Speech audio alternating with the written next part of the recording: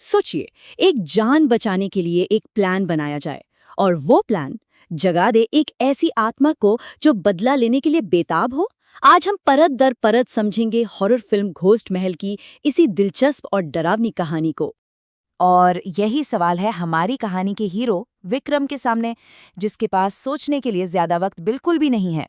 उसे अपनी माँ की ब्रेन ट्यूमर सर्जरी के लिए पूरे 50 लाख रुपए चाहिए और ये रकम जुटाने के लिए उसके पास मोहलत है सिर्फ 15 दिनों की। समय रेत की तरह हाथ से फिसलता जा रहा है।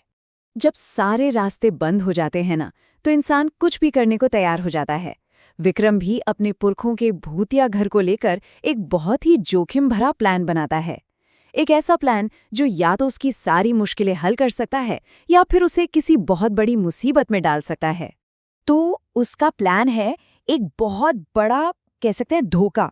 वो डीडी बॉस नाम का एक नकली रियलिटी शो बनाता है ताकि वो भूतों की कहानियों को झूठा साबित कर सके और उस घर को बेच सके।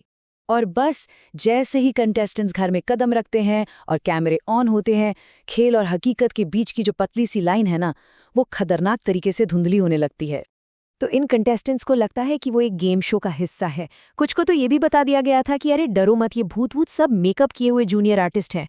उन्हें क्या पता था कि असलियत कितनी भयानक होने वाली है।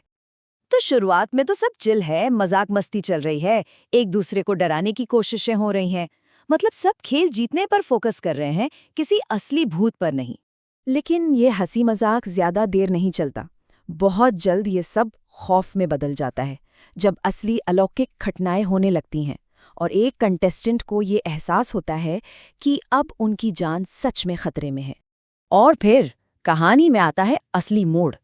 एक कंटेस्टेंट जो किसी अलौकिक शक्ति के वश में है, वो उस एक कमरे का ताला तोड़ देता है जिसे खोलने की सख्त मनाही थी, और अंदर फंसी एक बदले की आग में जल रही आत्मा को आजाद कर देता है। अब पता चलता है कि इस हवेली का भूतिया होना कोई अचानक हुई घटना नहीं है। इसके पीछे छिपी है विश्वासघात की एक बहुत ही दर्दनाक और काली कहानी। ये कहानी है दमयंती की, एक बहुत ही नेक दिल औरत जिसकी उसके ही सगे मामा भैरव ने जायदाद के लालच में बेरहमी से हत्या कर दी थी, और तब से उसकी आत्मा इंसाफ की तलाश में उसी हवेली में भटक रही है। जैसे ही ये सच्चाई विक्रम और बाकी कंटेस्टेंट्स के सामने आती है, खेल का मकसद ही बदल जाता है। अब वो सब मिलकर दमयंती को उसका बदला दिलाने में मदद करने का फैसला करते हैं और असली विलन को वापस हवेली में बुलाने का प्लान बनाते हैं। अब उनका मकसद पैसा कमाना नहीं, बल्कि एक कातिल को उसके किए की सजा दिलवाना है। इसके बाद जो होता है वो है अच्छाई और बुराई की एक जबरदस्त टक्कर। एक तरफ भैरव का काला जादू और मंत्र, और दूसरी तरफ दमयंती की सालों से दबी हुई बदले की आग। अपने अंतिम भयानक रूप में दमयंती अपनी असली शक्ति का ऐलान करती है और अपने हत्यारे पर कहर बनकर टूट पड़ती है। और इसी के साथ दमयंती का बदला पूरा होता है। वो भैरव का अंत करती है और बरसों से कैद उसकी आत्मा को आखिरकार आज़ादी मिल जाती है। तो जब हवेली से बुराई का साया हट जाता है, तो कहानी में जितने भी किरदार हैं, उन सबकी जिंदगी भी एक मोड़ लेती है। अंत में हर किसी के साथ न्याय होता है। दमयंती की आत्मा को शांति मिल जाती है, विक्रम हवेली बेचकर अपनी माँ को बचा लेता है, और हाँ, उन कंटेस्टेंट्स को भी उनके इस डरावने अनुभव का मुआवजा मिल जाता है।